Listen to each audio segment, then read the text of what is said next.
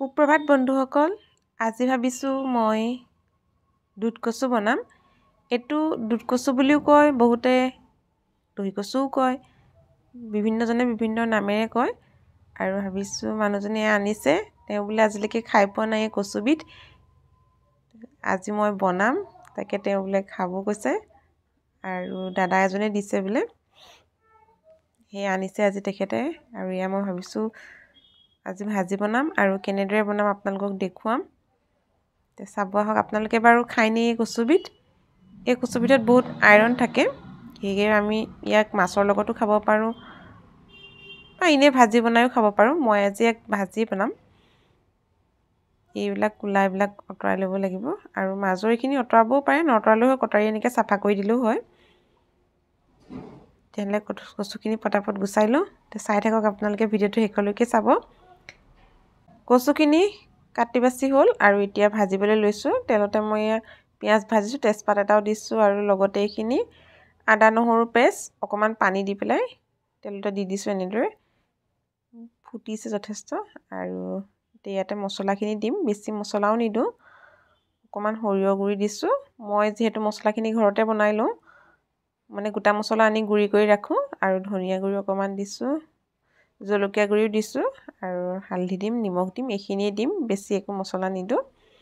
আপোনালোকে বাৰু গুড়ি মছলা বজাৰৰ পৰা কিনি আনে নে ঘৰত খুন্দিলে ক'বচোন। যিহেতু মছলাত বহুতো কেমিকেল দিয়া থাকে, সেয়ে আমি পৰাপক্ষত যদি সুবিধা হয় গোটা মছলাখিনি আনি পেলাই ঘৰত গুড়ি কৰি ল'ব লাগে, তেতিয়া আমাৰ ভাল হয়। আৰু এতিয়া এইখিনি ভালকৈ মজিবলৈ দিম আৰু মজিলে ইয়াতে মই কাটি থোৱা আলুখিনি দি দিম, নিমখটো দি দিম। নিমখ যিহেতু কচুখিনি শুকালে কম হৈ যাব, সেয়া নিমখ বেছি দিব নালাগে, কমাই দিব লাগে। এতিয়া আলুখিনি দি দিম আৰু আলুখিনি সিজিলে ইয়াতে চয়াবিন দিম ভাজিখিনিত। যিহেতু কচু ভাজিত চয়াবিন দিলে খাই বহুত ভাল লাগে। মোৰ মায়ে এনেদৰে বনাই আগতে চয়াবিন দি, ঘৰত থাকোঁতে বহুত বনাই খাইছোঁ আৰু বিয়া হোৱাৰ পিছত কিন্তু বনোৱা নাই, এয়া আজি প্ৰথম বনাম। নাজানো কেনেকুৱা হয় আৰু হাজবেণ্ডে খাই কেনেকুৱা পায় নাজানো আৰু তেওঁ আজি প্ৰথম খাব বোলে। মোৰ এটা ইউটিউব চেনেল আছে, আপোনালোকেতো জানেই, আজৰি সময়। আৰু সেই আজৰি সময়ত মই এই কচু দি পেলাই মাছৰ এটা ৰেচিপি বনাইছিলোঁ, চাবচোন যদি চোৱা নাই কেতিয়াবা। আৰু এতিয়া আলুখিনিটো সিজিছে আৰু ইয়াতে কচুখিনি দি ভালদৰে লৰাই তল ওপৰ কৰি দিম, তাৰপিছতে ঢাকোন দি দিম। আৰু ইয়াৰ কচুপাত যিখিনি পানী ওলায়, সেই পানীখিনিতে এইখিনি সিজি যাব। এতিয়া গেছটো কমাই থ'ম খালি, আৰু এতিয়া ঢাকনাটো দি ভাজিখিনি হ'বলৈ দিম।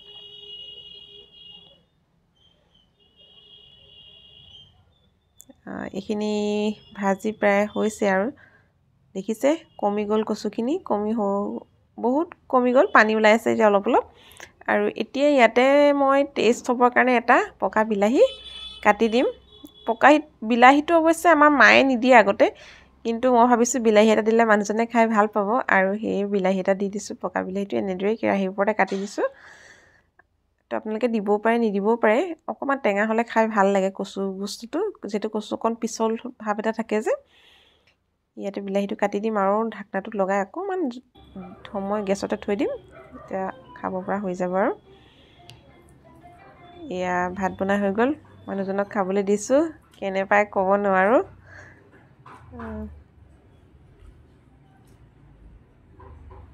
বহুত ধুনীয়া হৈছে, একদম টেষ্টি হৈছে। ভাল পাইছা? আনদিনা নোখোৱা চব্জি নহয়। আৰু এই চালাড কাষতে দি দিম। আজিৰপৰা পালে আনিবা।